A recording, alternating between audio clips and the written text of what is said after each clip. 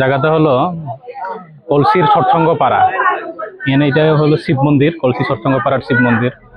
তো আমরা সকালবেলা খবর পাই যে একটা ডেড বডি মন্দিরের ভিতরে পড়ে আছে।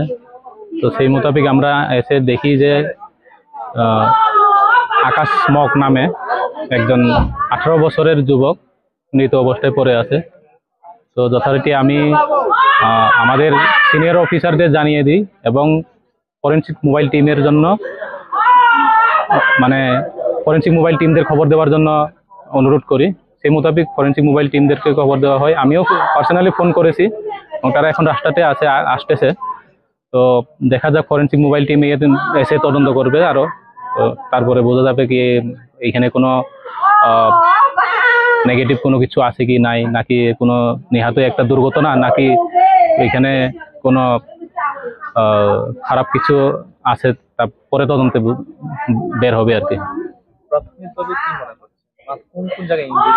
দেখেন এখন আমরা প্রাথমিকভাবেও এখন আমরা কোনো কিছু বলতে পারবো না, কারণ আমরা ডেড বডি এখনো টাচ করিনি। তার ইনজুরিটা কি ধরনের তাও আমরা এখনো জানি না। ফরেনসিক টিম এই ব্যাপারে একটু এক্সপার্ট, তাছাড়া আর ডক্টর পোস্টমর্টেম করার পরে আরো বেশি ক্লিয়ার হবে। তাই আমরা এখন প্রাথমিকভাবেও বলার মতো আমাদের এরকম নেই। না, আছে অবিবাহিত, 18 বছর মাত্র এখনো। হ্যাঁ, এই গ্রামেরই কলসি সৎসঙ্গ পাড়ারই। শুনেছি সে নাকি 1-1.5 বছর ধরে ড্রাগস এডিক্টেড ছিল।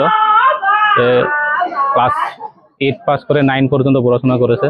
এটা তার বাবার থেকে জিজ্ঞাসা করে জানলাম আর কি।